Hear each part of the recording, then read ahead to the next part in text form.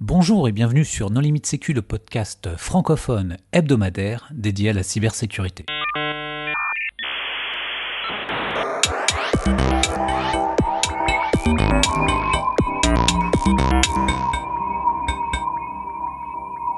Alors aujourd'hui, nous allons parler d'outils open source développés par le CERT Michelin avec trois invités. Maxence Schmitt. Bonjour Maxence. Bonjour. Est-ce que tu voudrais bien te présenter rapidement ? Oui, je suis Maxence Schmitt, donc j'ai fait du développement avant et aujourd'hui je travaille au sein du CERT Michelin et sur la partie plutôt offensive, donc réalisation de tests d'intrusion et aussi développement d'outils de scan. Maxime Escourbiac. Bonjour Maxime. Bonjour, Maxime Escourbiac, du coup, je travaille pour eTracing en prestation pour le CERT Michelin depuis à peu près 4 ans maintenant. Donc, comme Maxence, je fais essentiellement du pentest et lorsqu'on a un peu de temps, développement d'outillage open source, scan, etc. Et il est également contributeur de No Limite Sécu, Paul Amar. Et bonjour. Donc, du coup, je travaille aussi chez Michelin et j'ai fait un passage au CERT il y a quelques années. Maintenant, j'ai un autre parcours dans l'organisation, mais j'ai travaillé au sein du CERT, notamment sur toute la partie test d'intrusion. Pour discuter avec eux, les contributeurs No Limite Sécu sont Marc-Frédéric Gomez. Bonjour. Nicolas Ruff. Bonjour. Jean-Philippe Gaulier. Bonjour. Hervé Chauvel. Bonjour. Vladimir Collin. Bonjour. Et moi-même, Johan Hulot. Alors, vous avez développé un certain nombre d'outils donc open source. On peut commencer peut-être par le premier, qui s'appelle ShopShop. Alors, pourquoi ce nom ? Alors, le nom, si je dis pas de bêtises, vient pour le coup du cantonais. Et c'est une expression qui est utilisée justement pour dire quelque chose pour aller très vite. Voilà, alors, apparemment, chop chop. C'est vraiment quelque chose pour dire, voilà, on est un petit peu dans le feu et il faut se dépêcher. Et là, en fait, je pensais voilà, revenir un petit peu dans le passé. Là, j'ai intégré Michelin fin 2016. Et à l'époque, voilà, je travaillais donc notamment sur tout ce qui était découverte de vulnérabilités sur des systèmes qui étaient exposés sur Internet notamment. Et on avait en fait un besoin, parce qu'il y avait beaucoup de vulnérabilités qui arrivaient. Et en fait, l'idée, c'était pouvoir tester des hypothèses, tester voilà, des vulnérabilités, certaines signatures, de manière très très rapide sur un scope, pour essayer de répondre en quelques minutes, notamment au management, et dire est-ce qu'on est impacté ou pas. Donc ça, c'était l'idée initiale de l'outil. Donc ça a été développé à l'époque en Python. C'était un langage, pour le coup, qui était qu'on appréciait, qui était assez modulable et qu'on a cherché à développer de notre côté. Donc c'était vraiment, si je reprends mes mots, voilà, c'était avoir un outil qui puisse, en quelques minutes, finalement, pouvoir écrire un plugin, être facile du coup d'accès, facile à utiliser et évidemment avoir un retour de l'exécution en quelques secondes. Donc ça, c'était un outil. Là, encore une fois, on parle de ça en 2017. Et il faut le voir un petit peu avec une approche un petit peu bug bounty. Alors, il y a un chercheur français là, qui est assez connu. Là, on laissera peut-être le mystère planer là, autour de son nom, mais qui avait fait pas mal de fuzzing sur des formats autour d'XML et qui a du coup eu pas mal de bounty. Et en discutant avec une entreprise qui fait des systèmes de présentation en ligne, en fait, en discutant avec eux, donc ça c'était aux alentours de 2016, ils avaient pas mal de problématiques autour finalement de la régression des tests de sécurité. C'est-à-dire que finalement, ils avaient payé un bounty, notamment qui était assez conséquent à un chercheur.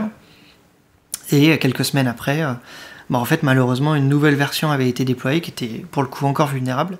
Un autre chercheur avait trouvé la vulnérabilité. Et là, ils essayaient finalement de chercher un moyen pour... finalement, pourquoi pas essayer de tacler de manière à faire des tests de régression de sécurité sur leur périmètre, notamment externe. Et voilà, cette idée a un petit peu nourri et je me suis dit, en fait, peut-être qu'on pourrait développer un outil parce que ça n'existe pas vraiment sur le marché. Quelque chose qui soit assez spécifique à notre contexte, qui soit facile à mettre en place Et c'est comme ça que du coup ChopChop est né dans le cadre du CERT Michelin. Mais du coup, ça marche comment? Ça marche par un scan externe ou ça marche par un scan de fichier? Enfin, quand tu parles de XML, tu te bases sur la version de la librairie, tu te bases sur un comportement, tu te bases... Alors là, l'exemple finalement XML, c'était vraiment avec le fameux chercheur français qui s'était focalisé sur les formats effectivement basés sur du XML. Là, l'outil Python à la base était exclusivement en fait avec des classes Python et ensuite après donc aller scanner un site, aller par exemple tester, je sais pas, par exemple qu'il y a un fichier HTPassword qui soit directement accessible depuis le webroot ou pourquoi pas un dossier .git qui soit déployé, etc., etc. Donc en fait, ça allait vraiment en fait faire du discovery sur des assets qu'on donnait en paramètres et ensuite après on récupérait le résultat soit à la forme CSV, JSON ou des choses comme ça. Et ensuite après on le faisait passer dans d'autres moulinettes si nécessaire. Voilà, donc c'est là l'exemple finalement des formats basés sur du XML, c'était plus pour l'exemple et expliquer qu'il y avait effectivement d'autres entreprises qui étaient intéressées par ce même mindset là, de en tout cas faire des tests de régression sur vraiment des problématiques de sécurité, des choses qu'ils avaient déployées et faire en sorte que ça réapparaisse plus dans leur périmètre. Pour ceux qui connaissent aujourd'hui, ça peut un peu s'apparenter à un outil comme Nuclei, où en fait tu peux développer toi-même tes petites vérifications, tes petites signatures que ensuite l'outil va aller tester. Oui, tout à fait. En fait, c'est un très très bon exemple. Et Nuclei est un excellent outil. Et après, voilà, je parlerai peut-être très rapidement de la philosophie de ChopChop. Donc finalement, on avait une base qui était assez solide là-dessus. Et ensuite, bon, j'ai quitté effectivement le CERT il y a quelques temps pour après travailler dans une équipe notamment de plus orientée sur toutes les problématiques DevOps dans le groupe Michelin. Et en fait, là, ce concept-là, on l'a repris et on l'a en fait... et on a essayé de le donner qu'il soit un petit peu plus developer-friendly, c'est-à-dire... et donc c'est finalement cette base qui a été open sourcée, pour le coup. C'est-à-dire que Nuclei, c'est un excellent outil, mais un excellent outil qui est destiné à des personnes qui font de la sécurité, comme d'autres outils, hein, comme par exemple, je vais prendre l'exemple de Nikto, qui sont d'excellents outils, mais dans les mains de développeurs, c'est pas forcément quelque chose que les personnes vont arriver à comprendre. Donc là, en fait, on s'est dit, est-ce qu'on pourrait pas donner quelque chose qui soit beaucoup plus actionnable pour des personnes qui sont dans le groupe, qui sont développeurs, qui savent pas, qui typiquement vont lancer un scan Nikto ou Nuclei, ils vont avoir 10 ou 15 lignes qui vont apparaître, mais ils vont pas forcément savoir quoi en faire. Donc là, l'idée, c'était d'arriver en fait avec ChopChop, encore une fois, d'avoir un système très très simple de plugins, basé dans un fichier YAML, donc tous les développeurs, en règle générale, le format YAML va leur parler, et de finalement en fait proposer des remédiations. Par exemple, j'ai déployé un dossier .git, finalement, quelle est la remédiation que je peux apporter là-dessus, et ensuite avoir un format qui soit comme ça. C'est assez intéressant parce que ça permet à chaque entreprise, chaque personne qui vont chercher en fait à utiliser cet outil, en fait à pouvoir écrire directement leur signature dans un fichier et pouvoir le déployer dans leur infra. Et pourquoi pas implémenter ça, intégrer ça typiquement dans des pipelines de CI/CD. Donc l'esprit en fait de ChopChop, voilà, il est effectivement né au CERT et c'est quelque chose qu'on a utilisé et qui a été utilisé pendant de nombreux mois, si ce n'est de nombreuses années. Et effectivement après le concept en fait a été un petit peu dérivé et on a essayé de non pas le proposer seulement à des personnes qui font de la sécurité, mais essayer d'avoir une audience un peu plus large et des personnes qui sont complètement néophytes en termes de sécurité, et de le proposer notamment à des développeurs, des DevOps, et pouvoir intégrer ça dans les chaînes de CI de manière extrêmement simple. Voilà un peu la genèse de l'outil et un petit peu les évolutions qu'on a apportées il y a de ça quelques mois. Mais vous le fournissez avec des exemples de règles, des choses que vous testez vous-même, ou il est fourni vide? Ouais, exactement. En fait, alors l'outil en fait vient avec pas mal de règles. Alors évidemment, pas des règles qui sont propres, spécifiques on va dire. Ouais, exactement. Mais par contre, après, on a tout un tas de règles. Alors après, ça peut être, voilà, typiquement, je donnais les exemples de fichiers HTPassword qui sont pas interprétés par le serveur HTTP. Ça peut être par exemple un dossier .git, un dossier SVN, Ça peut être typiquement des fichiers cross-domain qui vont être un petit peu trop permissifs. Ça peut être ce type de choses. Donc en fait, l'outil vient avec déjà des règles. Et il a été mis donc open source l'année dernière. Et de ça, on a eu quand même énormément de contributions dessus. Donc évidemment, on n'a pas autant de contributions qu'un outil comme Nuclei, mais ceci dit, il y a quand même une communauté qui est là, qui est présente et qui est active. Donc tout à fait, vous pouvez le récupérer, vous pouvez déjà commencer à l'utiliser. Donc il y a de quoi faire. Chop, ça avait été présenté par un étudiant à Nossir. Oui, tout à fait. Alors donc là, en fait, donc c'était effectivement sorti du cadre du CERT. Et donc là, c'était Stanislas Molvo qui était mon apprenti, donc là dans l'équipe qui était plus orientée DevOps. Et Stanislas, effectivement, a travaillé sur Chop et la réécriture. Donc là, on est passé finalement d'un outil Python à la base à un outil, pour le coup, Golang. Voilà, on a choisi cette technologie pour tout un tas de choses, dont typiquement là, le multithreading qui marchait très très bien. Et effectivement, on a essayé d'avoir une autre approche un petit peu sur l'utilisation de l'outil et le développement. Ok, on va passer au deuxième outil. Alors, le deuxième outil qui s'appelle Pétard ou Pitart. Pitart. Alors, de quoi il s'agit?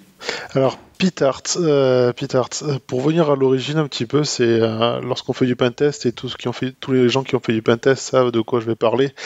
La phase la plus longue et la moins intéressante, c'est l'écriture de rapports. Et lorsqu'on fait des mêmes pentests où on va trouver le même type de vulnérabilité, c'est quelque chose qui est assez répétitif, contraignant, pour pas dire rébarbatif. Et la problématique qu'on a remarqué un petit peu, c'est lorsqu'on fait les tests sur 3, 4, 5 jours, en fait, il se peut que des fois, on a oublié de rater des choses, noter, prendre un screenshot, etc. Donc, il existe des solutions, etc. Mais ce qu'on voulait, en fait, c'est avoir quelque chose, une base de travail, en fait, où on puisse collaborer, c'est-à-dire qu'on puisse prendre des notes, s'affecter des to-do. Par exemple, dire, est-ce que tu as pensé à tester le cross-domain ou la SQLi sur cet endpoint-là, etc. Avoir un espace un peu collaboratif et pouvoir taper le rapport. Alors ce qu'il faut savoir, c'est que nous, en organisation interne Michelin, on est moins soumis un petit peu à un formalisme et à un rendu que pour avoir une société de service. C'est-à-dire que nous, on essaye d'être le plus factuel possible. On met un peu de forme, mais c'est pas non plus... on fait pas des synthèses managériales avec des rapports de 50 pages. Nous, le rapport, s'il fait 20 pages pour 20 vulnérabilités, c'est l'essentiel. C'est-à-dire que on essaye de faire le plus lean possible, c'est-à-dire qu'on donne les payloads, on explique les risques, on met une notation CVSS, etc. On prend des screenshots, éventuellement on met les payloads en entier, etc. Mais on essaye d'être assez lean. Donc, comment ça s'est passé la genèse? C'est en découvrant un petit peu les outils qui servaient déjà à faire du report pour le pentest. Il y avait un outil qui s'appelait Shoot, qui était développé par un Indien, donc j'ai oublié le nom, je suis désolé. Donc on a voulu contribuer un petit peu. Donc j'avais contribué à l'époque un petit peu. Bon, ça mettait un peu de temps à répondre, etc. Et on n'avait pas forcément la même vision de l'outillage. Donc on a forqué tout simplement en fait. On a forqué cet outil-là. On a changé le nom parce que Shoot dans un cadre Michelin, c'est quelque chose qui est avec des visuels un peu de pistolet, etc. C'était pas quelque chose qui était forcément compliant à la règle, aux règles internes. Donc voilà, on a travaillé là-dessus, on a rajouté des fonctionnalités comme les screenshots, qu'est-ce qu'on a rajouté, les assets, la gestion des assets, qu'est-ce qu'on a rajouté Maxence, qui nous sert beaucoup, les scores en CVSS, qui sont calculés automatiquement, la génération de rapports en utilisant le formalisme web, c'est Reveal.js. Reveal.js, voilà, c'est tout à fait Paul. Donc voilà, on a rajouté des fonctionnalités. Là, on est en train de développer le MFA, parce que si on garde une instance, c'est-à-dire qu'avec tous les projets, c'est un peu dangereux d'avoir quelque chose same factor, parce que c'est assez critique.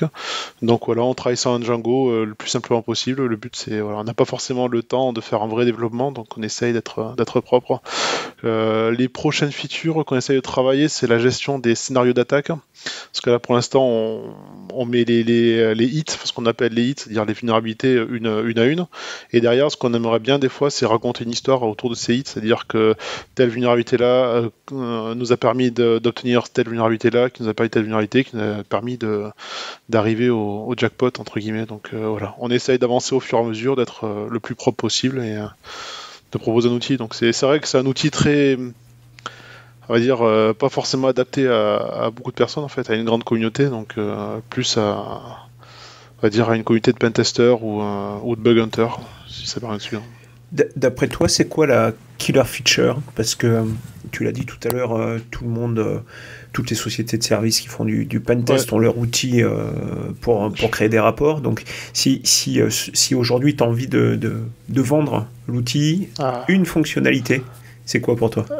C'est le screenshot, le copy-paste, c'est directement dans le navigateur. C'est directement, on prend un screen avec le print ou enfin le Windows P, tout ce qu'on veut, on sélectionne, on fait un copier-coller directement, il n'y a pas d'upload ou autre, c'est copier-coller, et directement on met une légende et c'est réglé, quoi. Enfin, il n'y a pas besoin de stocker le fichier, de l'uploader, etc. Ça se fait tout seul, quoi. Et la génération de rapports, c'est-à-dire qu'on essaye, alors c'est pas toujours le cas, mais on essaye de taper le rapport au fur et à mesure des hits. Alors des fois c'est un peu compliqué de dire j'arrête d'aller plus loin et je tape. C'est un peu compliqué, mais idéalement c'est qu'on arrive à la fin du pentest, l'effort pour finir le rapport est minime. Dans les autres aussi features que j'ai pas citées, il y a aussi quand même toute une notion de template de vulnérabilité, c'est-à-dire que pour éviter justement de retaper toujours la même chose, ce que c'est une XSS, une passe transversale, etc. On a des templates pré-remplis en fait, qui nous servent comme base pour le rapport. Et dans les autres features aussi qu'on utilise peu parce qu'il y a un gros travail à faire de préparation, c'est les to-do list, c'est-à-dire que typiquement on peut avoir des scénarios de pentest en fonction de la techno par exemple. On peut avoir un scénario WordPress qui nous explique par exemple qu'il faut regarder les XML RPC, les services REST, enfin lancer un WP scan, enfin tout ça. On peut faire pareil sur du Drupal, sur tout un tas de technologies en fait. Donc ça nous permet des fois ça permettrait, parce qu'on le fait pas, d'être un peu plus propre dans la démarche en fait, et d'éviter un peu de rater des choses et être plus exhaustif. Le nom Pétard, ou Pitard, parce que c'est PTART, il vient d'où? Alors c'est un acronyme, alors je sais plus pourquoi. Penetration Test, Automated Reporting Tool. Oui, c'est... Et est-ce qu'il y a eu des contributions sur ce logiciel libre? Non, pas vraiment en fait. Et alors, on l'a présenté, alors tout le monde nous dit ouais c'est génial, etc. Après les sociétés de services, comme on disait, comme je travaillais Tracing, ils ont un outil similaire, comme on disait avec je sais plus qui disait ça. Ils ont un outil similaire. Ça intéresse, mais c'est vrai qu'ils ont un besoin de rapport qui est beaucoup plus fourni et qui est difficilement automatisable. Non, mais Jean-Philippe le disait, chaque ESN a son modèle. Mais est-ce qu'il y a d'autres CERT ou d'autres grands comptes similaires à vous qui ont profité de l'outil, ou tu le sais peut-être pas? Je sais pas. Après, des CERT qui font des pentests internes, on en a reçu à nos limites sécu. Voilà, il y en a peu. En fait, c'est pas forcément les missions du CERT. Oui, mais il y a d'autres équipes proches qui le font. Oui, voilà. Il y a une soixantaine de forks sur GitHub. À la limite, il faudrait regarder à quoi correspond chaque utilisateur pour voir s'il est dans un CERT ou pas. Après, on n'a pas eu beaucoup de forks, on va proprement parler pour nous. Je sais que la version indienne, qui est pourtant moins fournie en termes de fonctionnalité, est plus utilisée. Mais bon, après, malheureusement, on n'a pas forcément le temps de faire de la pub, dessus. Voilà, entre les pentests, les développements et tout ça, c'est compliqué d'être présent sur les réseaux. Et est-ce que c'est secure? Parce que c'est développé avec Django quand même. Donc, est-ce que c'était la meilleure plateforme pour faire un outil sensible? On essaye. Non, on essaye de faire le just right en fait déjà au niveau des features, donc ça aide pas mal en termes de sécurité. Donc voilà, après on utilise très peu l'administration Django. Et pour dire, lorsqu'on est allé en termes de sécurité, c'est-à-dire que même les administrateurs Django n'ont pas accès directement au projet, aux différents projets PyTart. Donc il faut être vraiment soit le créateur du projet, soit avoir été invité par le créateur du projet, même s'il est administrateur du Django. Après, l'avantage de ce genre de framework, c'est que tu te prémunis d'un grand nombre de vulnérabilités que tu pourrais faire en développant toi-même. Oui, comme pas mal de frameworks maintenant, on prend Java, Spring Boot ou autre, c'est à peu près pareil. Ok, on va passer sur le troisième outil, Redscan. Donc, alors Redscan, c'est un besoin qui venait un peu de la continuité de ShopShop. Donc, nous, chez Michelin, en fait, on va avoir un gros périmètre à sécuriser. Donc, on a quand même une grosse exposition sur Internet. Et on a également des filiales qui vont venir se rajouter à ça. Et quand on regarde un peu la sécurité de tout ça, il faut déjà qu'on connaisse un peu le périmètre, c'est-à-dire ce qui est exposé et ce qu'il faut protéger. Et pour ça, en fait, on avait commencé, comme ce qu'on faisait par ailleurs en bug bounty sur nos pratiques sur temps perso. On avait utilisé des outils qui existent comme Subfinder par exemple ou Hamas qui permet d'énumérer les sous-domaines. Mais il s'est avéré qu'en fait on avait fait une première version qui était ce que nous on appelle du Pytash, du Python mélangé avec du Bash et qui est difficilement maintenable. Et du coup on a décidé un peu de faire évoluer ça et de faire un vrai outil maintenable donc, et modulable et qui permet aussi d'avoir l'information en fait. Donc en fait, on a créé Redscan dans cette optique-là. Donc, faut voir ça un peu comme un orchestrateur d'autres outils. Donc, on va pas réimplémenter un Subfinder ou un Hamas qui fonctionne très bien pour l'énumération de sous-domaines, mais on va fonctionner par un système de queuing. En fait, on va dire OK, on a un nouveau master domaine qui existe, par exemple Michelin.com, et derrière, trouve-nous les sous-domaines. Et en fait, quand on va trouver les sous-domaines, derrière, on va pouvoir déclencher d'autres actions par ruissellement. Et alors pourquoi est-ce que, parce qu'autant ShopShop, je comprends l'intérêt et la création de l'outil qui est quand même assez ancien et qui n'avait pas forcément d'équivalent à l'époque, mais pourquoi pour Redscan vous n'êtes pas basé, vous reparti sur un des très nombreux outils qui existaient déjà? Alors il y en a plein, j'en citais 2-3, type Spiderfoot, Patrol Manager, Ivre, Stiper, Defect Dojo, etc. Ou Joker, il y en a vraiment beaucoup des outils d'orchestration de ce type-là qui permettent d'enchaîner des outils existants, comme tu l'as dit, Subfinder, etc. Sublister, pardon, Deerbuster, tous les outils classiques. Pourquoi est-ce que vous avez vraiment reconstruit votre propre outil?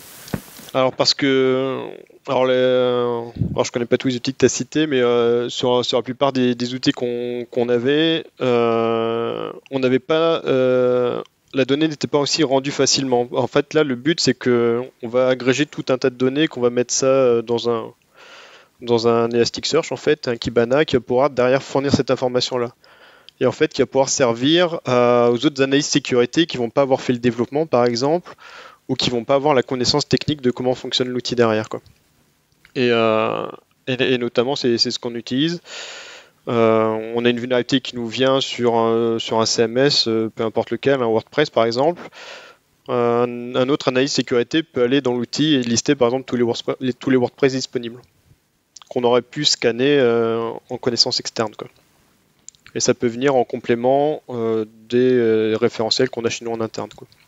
Donc là, le but, c'est vraiment d'avoir cette vue périmétrique-là et également d'aller plus loin parce qu'en fait, une fois qu'on a détecté un domaine Michelin, on va regarder les ports ouverts, on va identifier les services, essayer d'identifier les versions.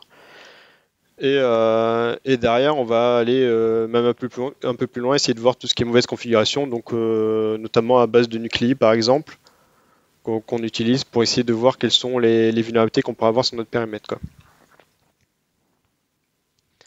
Donc en fait, ça vient vraiment en complément des outils un peu qui pourraient aussi qui nous servent par ailleurs comme type agence de notation en fait. Pour un peu avoir un état des lieux de notre système, ça on l'a avec cet outil-là.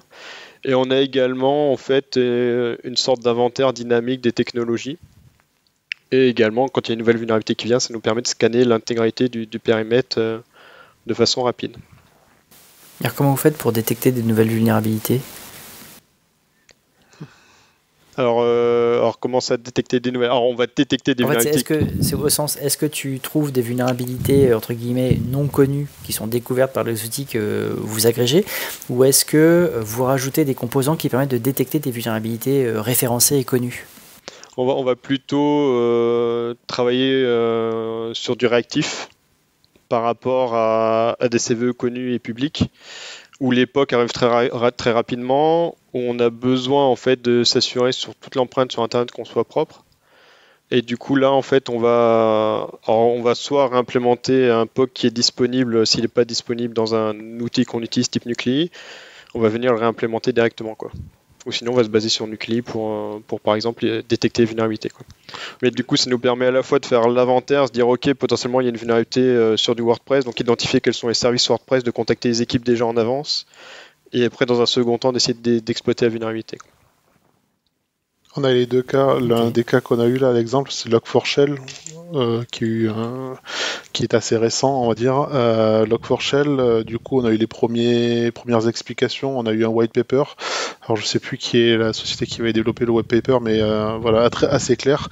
Donc, rapidement, en 2 heures, 3 heures, on a réussi à développer le système de plugin. Parce que, comme a dit Maxence, en fait, c'est pas un outil en tant que tel, c'est un orchestrateur et un framework de développement.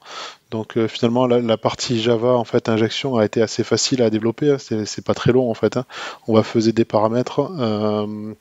Donc une fois qu'on a tout mis en ça, on a mis dans Redscan sans arrêter les autres services, en fait on a spin up le conteneur dédié à Log4Shell et du coup il s'est greffé naturellement aux différents, enfin à la queue, ce qu'on appelle HTTP ou HTTPS, et il a appris au fil de l'eau en fait les nouveaux services web qui étaient découverts, etc. ou réinjectés parce qu'on a de la réinjection.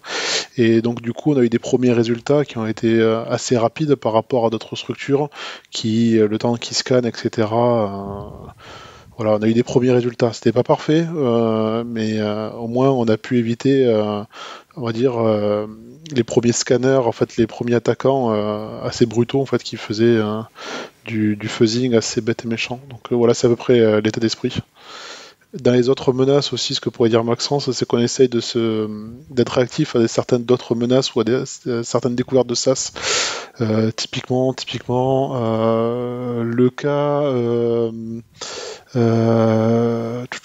c'était Cassandra DB, je crois qu'il y a quelque temps, ou Cosmo DB sur Azure. Donc voilà, on essaye de faire de la. Cosmo DB, oui. C'est Cosmo DB, Cosmo DB sur Azure. Oui. Voilà, c'est ça. On essaye d'être réactif et dans ces cas-là, si on a besoin, on va dire que c'est une nouvelle menace, c'est très difficile de les détecter. Ben, en fait, en recherchant un petit peu avec les informations, parce qu'on a parlé du master domain de Michelin.com, mais on essaye par exemple on va au niveau des marques, c'est-à-dire qu'on va aller Michelin, Euromaster, par exemple, pour pas les citer, et on va essayer de regarder les SaaS et les différents services qui peuvent être exposés, ou des creds qui pourraient être exposés sur GitHub. C'est une des menaces qu'on surveille avec Redscan, par exemple. On n'est pas, voilà. Donc l'avantage, oui, il y a peut-être, pour répondre à ta première question, oui, il y a d'autres outils qui existent, des outils open source qu'on puisse utiliser avec un certain niveau de flexibilité comme on le souhaite, qu'on peut développer nous-mêmes assez rapidement. Voilà, on a peut-être qu'il y avait mieux, hein. Enfin c'est toujours difficile de se la partie open source de Patrol fait pas une partie de ça, Vlad ? Ça fait exactement ça. Il y a combien de temps ? Je sais pas, ça fait 4 ans, 5 ans, un truc comme ça. Et vous êtes combien à développer et aussi à utiliser ou exploiter la solution ? Alors pendant la phase de développement, on a été 3 en interne. Donc on le développe aussi, on n'est pas plein temps là-dessus. Comme on l'a dit, on a des activités par ailleurs de réalisation de pentest et de réponse sur incident. Donc on a principalement été 3, mais pas full-time. Alors moi j'ai quand même une question plus globale. Alors c'est déjà en commentaire, c'est super. Merci pour ces outils, merci pour la contribution. C'est vraiment génial. Ma question était plus parce que on a parlé de fork. Tu viens de reparler du temps que vous passez et de la difficulté à ce que ça rentre dans vos emplois du temps. Est-ce que vous avez des connexions par ailleurs ? Est-ce que vous faites partie d'associations ? Est-ce que vous arrivez à avoir du temps avec vos pairs et à l'extérieur ? ou est-ce que vous êtes pris totalement par vos activités, vos développements? Alors, le CERT en lui-même, pas forcément nous, on a pas mal d'interactions avec l'extérieur. Par exemple, RedScan a été présenté Occlusif, si je me trompe pas. On a également une asso qui commence à être montée sur la région clermontoise qui s'appelle Overflow. Du coup, on commence à se réunir un peu dans notre centre de la France, un peu tout seul. On essaye de trouver des points d'intérêt, de partage, de bonnes pratiques.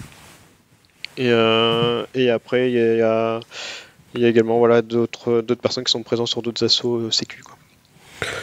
Mais présenter Occlusif, ça devait être alors dans l'espace RSSI peut-être. Oui, sûrement. Oui. Oui. Donc un endroit où les consultants n'ont pas accès. Hein. D'accord. Non, parce que s'il y avait une présentation Occlusif, il serait allé. Non, mais on fera une présentation peut-être à dossier. Très bien, oui. Et au niveau de votre management, vous avez fait comment pour expliquer le temps passé sur le développement d'outils open source? Parce que vous avez été 3 ETP à travailler dessus pendant, je suppose, quelques mois.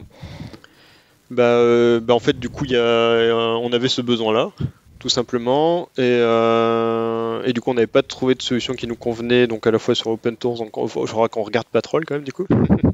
On n'avait pas trouvé de solution qui nous convenait pour ces différents aspects. Et de toute façon, le management est à l'écoute, on a un besoin qui comprend l'intérêt de ce que ça nous apporte, nous. Après, la partie open source, c'est un plus. Nous, on n'est pas une société qui vend du service. On n'a pas d'argent à se faire là-dessus. Donc, on développe un outil pour nous qui peut servir peut-être à d'autres gens. Donc, on passe sur ce biais d'open source-là, quoi. Et tu n'as eu aucune difficulté au niveau du service juridique à utiliser le nom de l'entreprise et à publier en open source, suivant des licences? Non, mais ça s'est fait naturellement Alors, il y a 10 ans, ça aurait peut-être pas été le cas. Mais l'entreprise a quand même beaucoup changé ces dernières années. Donc, côté sécurité, on fait pas mal d'open source. Sur le GitHub Michelin, il y a d'autres projets techniques qui ont attrait du Kafka, etc. En fait, c'est vraiment maintenant un peu la culture et l'envie de l'entreprise de montrer qu'on a des compétences techniques et qu'on s'ouvre aussi sur cette partie open source, quoi. Et pour répondre à Marc Frédéric, là, c'est vrai qu'il y a, en fait, ce qu'il faut voir effectivement avec Michelin. Donc il y a majoritairement 2 GitHub. Hein. Il y a un GitHub pour le CERT Michelin et donc vraiment pour l'équipe du CERT. Et ensuite effectivement une organisation Michelin qui est, on va dire, plus large, si on peut dire ça comme ça, et où là en fait quand même pour te répondre, c'est vrai que ça a été un petit peu je dirais pas laborieux, mais en tout cas ça a pris un certain temps pour oui, voilà, c'est le temps de convaincre les juristes. Alors les juristes, si je dis pas de bêtises, en fait on a aussi eu des questions. Alors là je pense qu'on pourra remercier l'un de nos collègues, là, Julien Millot, qui a œuvré à la tâche. Et si je dis pas de bêtises, il y a aussi eu effectivement la partie juriste. Et ensuite, si je dis pas de bêtises, c'était aussi retour sur investissement, sur le code, etc. L'amortissement du code. Enfin, il y a effectivement eu quand même pas mal de questions là-dessus. Donc, comme disait Maxence, il y a quelques années, c'était assez compliqué. Là maintenant, on est effectivement dans une nouvelle ère, si on peut se permettre les termes, et effectivement l'entreprise est assez friande en fait de montrer que on est aussi disponible, voilà, pour la communauté et proposer ce type d'outils et évidemment les maintenir. Sur les licences, pour le Chop Chop, c'est de la page 2. Alors je vais l'appeler Pétard parce que ça me fait beaucoup rire, mais pour Petard, c'est du MIT. Licence libre certes, mais on n'est quand même pas dans du GPLv3. Qu'est-ce qui vous a poussé sur ces licences particulières? Il y a des choses où c'est... ou rien du tout, j'ai pas encore regardé RedScan, je vais regarder RedScan. Ouais, pour le groupe, donc là en fait ça a été vu effectivement avec les juristes. Et le choix est parti sur la Apache 2. Donc en fait l'ensemble des repositories publics de l'organisation Michelin, donc github.com/Michelin, l'ensemble des repositories publics sont en Apache 2. Donc sauf pour Petard qui est en MIT. Alors je ne sais pas si ça faisait partie de vos intentions premières sur la publication sur le GitHub, mais un des intérêts aussi, c'est la renommée et le recrutement, parce que tout le monde le sait, dans notre domaine, c'est très compliqué de recruter. Et je pense que la publication de ce genre d'outils et votre intervention, là, à No Limit Sécu, ça peut aussi jouer donc, sur votre renommée du CERT, et aussi pour le recrutement, ça peut intéresser les gens et leur donner un peu plus envie de venir chez vous. On aimerait bien, c'est pas toujours le cas. C'est très difficile. Un des exemples bêtes, on recherchait il y a quelques mois un auditeur, c'est-à-dire en plus un poste logiquement qui est, on va dire, c'est pas un pupitre, enfin qui va lire des logs. C'est des choses qui sont normalement qui est plus attrayante qu'un auditeur SOC par exemple. On a eu du mal. On a eu très peu de candidatures, que ce soit en interne ou en externe. Donc oui, si ça peut aider, on est vraiment preneur. La communauté, on va dire, offensive sur Clermont-Ferrand est pas énorme. Je reprends la première question en fait qu'on a eue sur comment vous avez convaincu le management. Je ne sais plus qui l'avait posé. La question était simple en fait. On est allé par étapes. Première étape, ça a été faire du discovery. C'est-à-dire qu'avant de chercher des vulnérabilités, on voulait déjà montrer voilà vos référentiels. Voilà ce qu'on trouve en utilisant des outils du marché qu'on concatène, etc. Et donc je crois qu'on a trouvé 75% de scope en plus réel, enfin à justifier. Donc ça a été le premier pas. On dit ok, on continue là-dedans. Deuxième étape, qu'est-ce qu'on avait fait? Là où on a commencé un peu à rentrer dans les technologies, c'est-à-dire qu'on a amené de la facilité le travail de certains équipiers du CERT. Typiquement la gestion de la veille. Avant la question c'était il y a une vulnérabilité sur WordPress 5.1 voilà. Ce qu'on faisait avant c'est qu'on prenait la vulnérabilité, on essayait de la comprendre et de la réécrire avec ShopShop et on exploitait. Le problème c'est que le temps que ça scanne les X 1000 assets etc, ça prenait un peu de temps, donc du coup et ça avait une action offensive. Donc voilà, là on s'est dit que WordPress 5.1 ok, on en a une cinquantaine, soixantaine et ça se fait en un claquement de doigts, c'est-à-dire c'est une requête Elasticsearch. Donc deuxième point, et donc ils ont dit on continue. Donc troisième point c'est l'exploitation de vulnérabilités et la recherche de vulnérabilités pures. Et là c'est là où on est allé un peu plus loin dans le ruissellement, recherche de mauvaise configuration FTP, recherche de tout ce que peut faire Nuclei ou ShopShop. Et là on a trouvé des vulnérabilités ultra critiques sur certains de nos assets. Bingo, que des agences de notation ou de découverte n'avaient pas forcément relevé. Donc ça intéresse et aussi dans le processus. Là tu convaincs en interne. T'as hyper convaincu ton management, ils voient que tu découvres ce qu'on appelle le shadow IT, etc. Mais à un moment, quand tu leur dis « je vais publier à l'extérieur au nom de l'entreprise », c'est pas. Alors on a de la chance entre guillemets, on a un management assez moderne sur ce côté-là. C'est même pas été un conflit en fait. On n'était pas obligé de l'open sourcer. On aurait pu dire on le garde en interne sur nos solutions à nous. Mais ça n'a même pas été une question où dire ok, tant mieux, on fait profiter les autres membres, l'intercert ou autre. Voilà, c'est un signe de maturité. Ouais, c'est ça. Et donc, vous avez quand même, si j'ai bien compris, réalisé ces développements parce que vous n'avez pas trouvé ce qui vous convenait, soit en open source, soit en closed source. Mais si jamais il y avait des solutions qui correspondaient à vos besoins, des solutions commerciales, est-ce que c'est quelque chose vers lequel vous seriez intéressé ou vous avez vraiment la volonté de continuer à développer comme ça des outils en interne? Si on trouve une solution qui match notre besoin en open source sur lequel on pourrait contribuer sans faire doublon, ça, je pense qu'on ira vers ça, quoi. Le but c'est pas d'avoir un outil reconnu, etc. C'est de répondre à un besoin. S'il y en a d'autres qui travaillent sur le même besoin, du coup on pourrait tout à fait contribuer, quoi. Donc on n'est pas fermé à d'autres outils non plus, quoi. Après c'est le coût aussi. On a eu des présentations commerciales. Alors il y a je ne vais pas les citer, mais il y a des grandes entreprises, pas forcément déjà dans un jeu de notation, mais qui arrivent avec des solutions à peu près identiques, qui scannent tous les assets, etc. Et on voit. En termes de résultats, on trouve à peu près les mêmes choses, etc. Parce qu'ils n'ont pas redéveloppé les mascans, ils n'ont pas redéveloppé les outils comme ça. Et c'est juste dire qu'ils affinent ces outils-là. Mais on est sur des chiffres à l'annuel, des licences annuelles à 6 chiffres, quoi. Donc ça fait des ils sont sur le côté. Donc voilà. Donc, ils sont sur un côté où tu donnes ta liste d'assets, ils te disent faire un scan avec un son de vulnérabilité. Tu as un très beau rapport qui sort par contre. C'est vrai que c'est propre. Il est beau le rapport. Mais derrière, ce type de solution commerciale fait que quand tu fais avec une solution un peu plus fine telle que vous l'avez développée, bah, tu défonces tout, quoi. Ils en découvrent 5, tu en as découvert 6 autres derrière, quoi. C'est ça. Et on a une flexibilité qui est accrue, c'est-à-dire qu'on a accès directement, alors ce que nous on appelle data lake, c'est un abus de langage, mais c'est vrai ça. On a un accès direct, donc et ça, ils veulent pas vraiment parce qu'ils veulent, ces agences veulent vendre du service derrière, c'est-à-dire des experts sécurité qui vont analyser ça. Mais bon, entre guillemets, c'est sur le domaine Michelin, on est les plus experts là-dessus, donc c'est difficile de nous concurrencer là-dessus, quoi. Sur la connaissance du scope Michelin, du moins. Et est-ce qu'il y a un effet SolarWinds, c'est-à-dire qu'on a peur de la chaîne de sous-traitance et des failles logicielles qu'elle induit dès l'instant qu'on ne maîtrise pas le code de ses prestataires? Ouais, non, je pense pas qu'il y ait cette crainte-là dans ce qu'on utilise aujourd'hui. Je pense pas que ce soit une crainte qu'on a en interne. Et puis on est sur une donnée qui est publique en fait finalement, hein. On fait pas des scans authentifiés, donc n'importe qui le fait.